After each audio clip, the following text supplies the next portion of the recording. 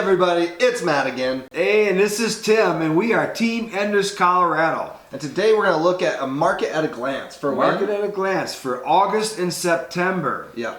Little bit of forecasting, little bit of looking back, and just seeing what the market's been doing so we can get our arms around it and just convey this to you. But we want to let you know that we are licensed realtors in the state of Colorado. So if you have any questions about buying, selling, any questions just about the market in general, we would love to talk that through with you. So if you want to send us a text, email, put something down below in the comment section. Yep. Any of those things, as well as follow, like, and subscribe to our pages, all of that good stuff. We'd appreciate it.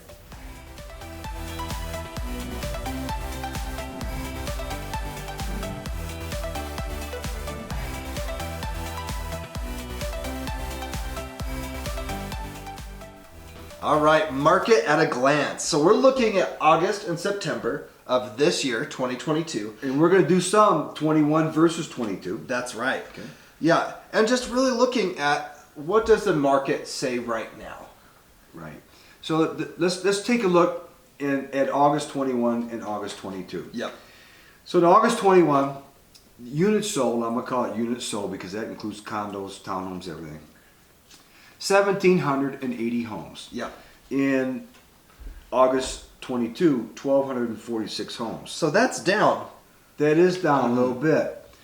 But it's a little bit of an indicator of the market. The market. It's not down that bad though, and it's really good news for some people. Yeah. So the average sales price in 21 of August was $515,000, 853. What was it for August? And for August 2022, it was $473,527. Right. And that's down a little bit. Yeah. Here's some numbers that I think are really pretty interesting. Because over the last 3, 4, 5 years, it was so hard for first-time home buyers. So hard. I mean to tell you, if you were coming out there with FHA or maybe a down payment assistance program, man, you might as well just not barely, even though we got people in there, VAs, but it was blood in the streets. So hard.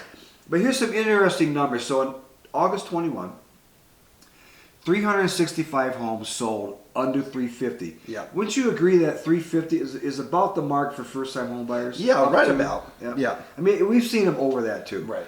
But in 2021, 216 homes in that price range. In 2022. 2022, thank you. Yep. So the cool thing about that's a huge indicator that the market's just let up a little bit. Yeah. And first-time home buyers are getting a chance that they haven't had before. Yep. So if you're going out there with down payment assistance programs, you know, now is the time to jump on that and bite the bullet on the interest rate because there's less pressure. Here's another interesting fact. From 350,000 to 650,000 in 21, there were 1,253 homes sold. Yep. In 22, 839 homes. Yeah. So less. Backed off a little bit. Yeah. Backed off a lot, but at the same time, you have more homes, specifically in this range, than we've had probably in the last 2 years. Exactly, and they've been on the market for a longer time. Yeah. Now, check this out. So, when you look at people that have bought multiple homes, they've been through multiple markets. Like myself, I've been through, markets since the 80s, right? I see a lot of ups and downs. So, when you see prices and rates going up, I just know it's going to constantly change, and being in real estate's good. Yeah. So over 650,000, this indicates for the most part, these people have bought multiple homes. In 21, 201 homes. Yeah. How many in 22? In 22, 219. So there's actually an uptick. It's an uptick with rates higher too. Yeah, it's a small uptick, but it definitely still is an uptick of more homes being sold. Right. So I think people that are in that position are just saying, hey, you know what? We're buying a home, we're going to move, and when the rates change, would just refi. Yeah. And because they've probably done it before as well. So it's not as scary because when you're a first-time home buyer or you haven't refinanced before, it can be daunting. I remember the first time I did it. Yeah, scary, isn't it? Yeah, but now that I'm in my fourth home, you go. But the fifth time is just like, oh, refinancing, you can do it in 15 days, 20 days, 21 days, 30 Isn't days. That great? And you're just like, oh, yeah, we should refinance because the rates dropped. You know? That's exactly right. And so you have a little bit more confidence to be able to maneuver through that. and to be like, oh, I can buy this house now because I know in 2 years that I most likely will be able to refinance. So, well, let's transition into rates really quick. Let's do it. Now, my first disclaimer is we're not loan officers. So we don't look like loan officers. Yeah, right. We're going to give you some approximates on this. But this is also going to show you, if you would have bought in January versus now, the difference in pricing. Right? Yep. So let's talk about January rates. 30-year fixed mortgages were in the low threes. Yep. You could get a low 3 mortgage all the time, and the market was still running pretty hot. And that's why. Yeah. Because everybody was biting. Because you could in January, which is usually a pretty low month. Right. I love that. And there's what a lot were of 15-year rates? 15-year rates were right around the 2.5 mark. Can you believe that? Yeah. Jeez, that's just amazing. Yeah. And then 5/1 arms were about the same thing. Yeah. Two. And I'm not a real arm fan. A 5/1 arm. I don't want adjustable rates because you just never know what's going to happen. Right. But it's not the end of the world too if you're educated, and you're going into it. Yeah. So if you take that now and fast forward to September, rates now are above 6. They are. For owner occupied, if you can get 6.25, you're probably doing pretty decent. Wouldn't you agree? Yeah. And what about the 15s? 15 is right above 5. Which is great rate. Yeah. It's still not 2.43. No, it's not, but it's doubled, hasn't it? Yeah. And then the 5/1 arm is about the same. So let's take a look at a $400,000 purchase. Let's just do an assumption. $400,000 with 20% down. Yep. And you're buying this home in January. Yep. So the rates are in the low threes. Let's call it. Yeah. For this example, let's just call it around 3.25. Okay. Yep. This is hypothetical. Right. All hypothetical, so All you guys can't get mad at us. That's right. Don't call up the bad people and get on us. So your principal and interest is going to be just a little under $1,400. Yeah. Because at 20%, you're buying the house. You're putting 20% down, so the loan's right around 320, 330. 320 exactly. Yeah. Right. Okay. So you're in there at just a little bit under $1,400. What happens to it, Matt, when it goes up over 6? Yeah, so that same one, your principal and interest is right around $1,900, maybe a little bit over. Isn't we that have crazy? the exact $1,919. So you're looking at $500 a month difference. $6,000 a year. That's a pretty large gap. It's huge. It's $6,000 a year. Now, no one ever stays in their house for 30 years. Right. But if you stayed in your house for 30 years, that's a lot of money. Yeah. Yeah, it's a ton of money. Yeah. And so, but the good news is there's less pressure on the market for buyers.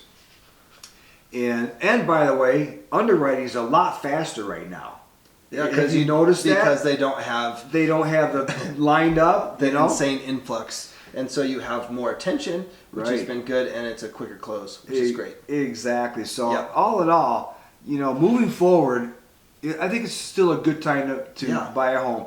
Most experts that have been in the market, for decades and have seen the ups and downs. I wouldn't call myself an expert, but I have seen the ups and downs. Yeah. I purchased a home, my first home I built in 1980 at 9 5/8. Yeah, you did. Yeah, and I thought my payment was going to kill me at $450 a month. Yeah. I just thought, how am I going to make this payment? I sold it about 4 years later, made $12,000, and that was a lot of money back then.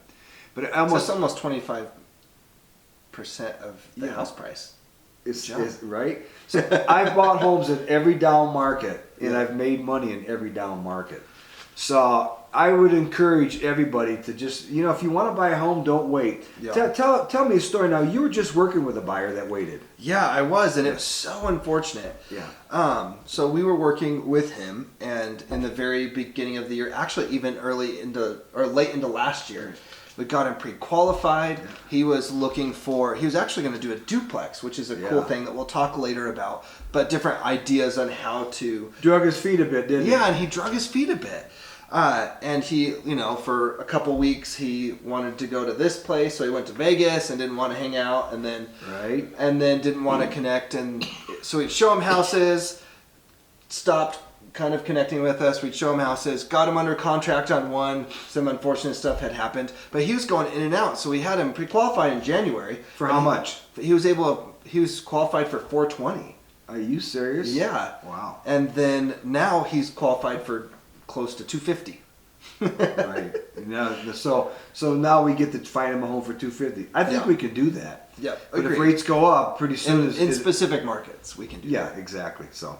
Yeah. Well, don't let that be your story. Yeah. You know, I mean, agents that are looking out for your best interests are going to say consistently, we'll find something that works for you in your price range, and that's how we work. Yeah. And I would always encourage you to go now. We can always get you a refi with a good lender. Yeah. Yeah. So, in recap, it's always a good time to buy. Yeah. And there's ways to do it that we can help walk you through. And I mean, you've been doing it for a long time. I've been buying and selling houses, flipping them for a while. Right. And we're pretty good at what we do, I think. And we would love to help you. So if you're a buyer, if you're a seller, if you have any questions, please don't hesitate to call, text, email, send some different things down below. Reach out to us, email us. We're all over the internet. We're not hidden. Easy to find. If you like these videos, please let us know. Any thoughts, ideas down below. Give us some notes. And until next time, hey, peace. Bye guys. See you later. Peace out.